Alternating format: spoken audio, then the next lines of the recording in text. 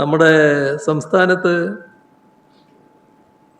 ഭരണത്തിൻ്റെ ഏറ്റവും പ്രധാനപ്പെട്ട വിഭാഗമാണല്ലോ ഉദ്യോഗസ്ഥ വിഭാഗം. ഈ ഉദ്യോഗസ്ഥന്മാരുടെ ഇടയിൽ വലിയ തോതിലുള്ള അസ്വസ്ഥത, അസംതൃപ്തി രൂപം കൊള്ളുന്നു എന്നത് ഗൗരവമായി കാണേണ്ടതായിട്ടുണ്ട്. അത് ഭരണമാറ്റത്തിൻ്റെ മറവിൽ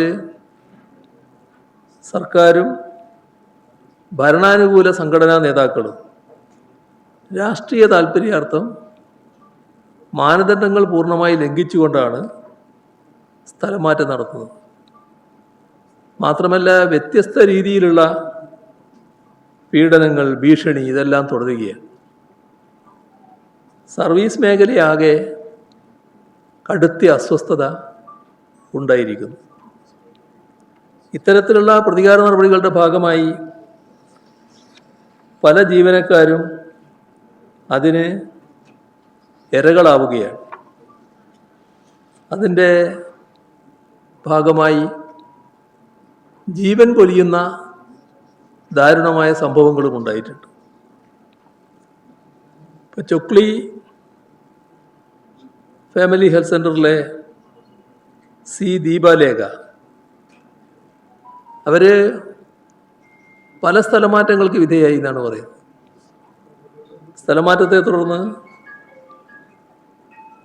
പലതരത്തിലുള്ള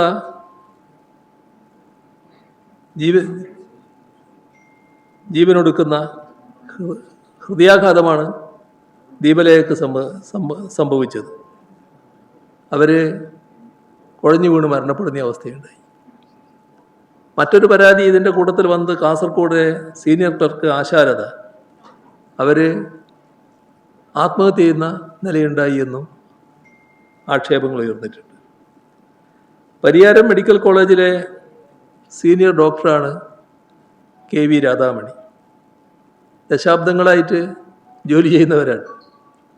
അവരെ രോഗികളുടെ മുന്നിൽ വെച്ച് ഒരു ഭരണാനുകൂല സംഘടന, NGO അസോസിയേഷൻ നേതാക്കളാണെന്നാണ് പറയുന്നത്, അവർ ഭീഷണിപ്പെടുത്തുന്നു. ഭീഷണിപ്പെടുത്തുക എന്ന് പറഞ്ഞാൽ കേൾക്കാൻ പറ്റാത്ത അറപ്പുളവാക്കുന്ന വാക്കുകളാണെന്നാണ് പറയുന്നത്. അപ്പോൾ സാധാരണഗതിയിൽ അത്തരമൊരു അനുഭവമൊന്നും അവർക്കുണ്ടാവില്ലല്ലോ.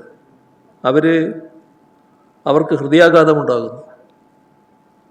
ഹോസ്പിറ്റലിൽ വെച്ച് തന്നെ ആയതുകൊണ്ട് അപ്പം തന്നെ അവിടെ അഡ്മിറ്റ് ചെയ്യാനുള്ള സൗകര്യം ഉണ്ടായി എന്നുള്ളത് മറ്റൊരു കാര്യം.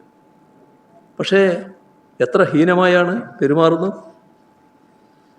കോഴിക്കോട് ജില്ലയിൽ ഒരു പോലീസ് ഉദ്യോഗസ്ഥൻ കൊളത്തൂർ പുതുക്കുടി സുബിൻലാൽ ഇത്തരം ക്രമവിരുദ്ധ സ്ഥലമാറ്റത്തിൽ മനംനൊന്നുകൊണ്ട് ജീവനൊടുക്കുന്ന അവസ്ഥയുണ്ടായി.